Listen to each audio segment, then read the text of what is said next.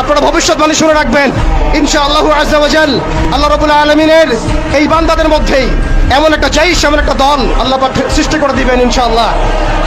যেই দল, যেই জাইশকে পৃথিবীর কোনো সেনাবাহিনী থামাতে পারবে না ইনশাআল্লাহ। শেষ পর্যন্ত তারা বাইতুল মুকাদ্দাস মুক্ত করেই ছাড়বে ইনশাআল্লাহ। শুধু সময়ের অপেক্ষা। ইসরায়েল একা শক্তিশালী হয় নাই, সুদীর্ঘ সময় পর্যন্ত ব্রিটেন তাকে সহযোগিতা করেছে।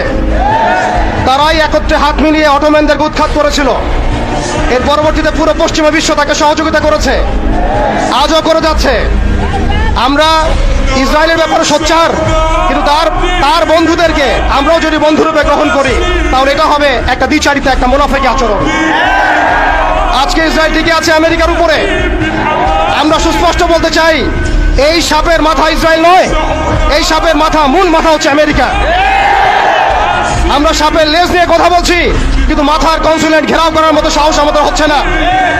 তাদের প্রতিনিধিকে ডেকে এনে জিজ্ঞাসাবাদ করার মতো সাহস আমাদের হচ্ছে না।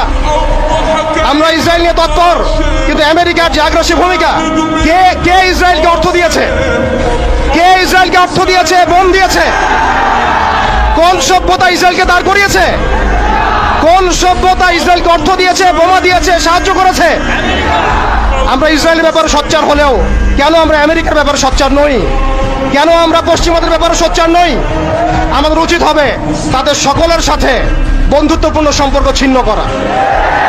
প্রত্যেকটা মুসলিম কান্ট্রি থেকে ইসরায়েলের সাথে যাবতীয় কূটনৈতিক তৎপরতাকে ছিন্ন করা। শুধু তাই নয়, আরেকটা বিষয় আছে, আমরা মৌলিক ইসরায়েল সম্পর্কে সচেতন।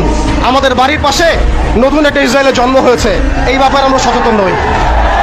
আমরা দেখলাম তারাবির নামাজে মসজিদ ভাঙা হলো, হোলি উৎসবের নামে মুসলিমদেরকে নির্মমভাবে রাস্তার মধ্যে পেটানো হয়েছে। তারা একটা অনিবার্য যুদ্ধ আমাদের উপর চাপিয়ে দেওয়ার চেষ্টা করছে। আমরা যতই ভালো মানুষ হতে চেষ্টা করি না কেন, আমরা এই কনফ্লিক্ট এড়াতে পারবো না। ইতিহাস আপনারা পরে দেখবেন আমরা এড়াতে পারি নাই। আমরা যতই ভালো এবং সুশীল সাজার চেষ্টা করি না কেন, যতই তাদের তন্ত্রমন্ত্রের পূজা করার চেষ্টা করি না কেন, যতই তাদেরকে সন্তুষ্ট করার চেষ্টা করি না কেন, তারা কোশ্চিন কালেও আমাদের উপর এই অনিবার্য যুদ্ধ থেকে ফিরে থাকবে না ইনশাআল্লাহ। অতএব আমাদের উচিত আমাদের জায়গা থেকে প্রস্তুতি গ্রহণ করা। এখন আমরা কি প্রস্তুতি গ্রহণ করতে পারি এটা আপনারা সবাই জানেন। আমাদের মূল প্রস্তুতি ইমানের প্রস্তুতি, আমলের প্রস্তুতি, তাজকিয়ার প্রস্তুতি, এবং সবচেয়ে বড় কথা, বাংলাদেশকে যতদিন পর্যন্ত আমরা একটা মদিনা রাষ্ট্র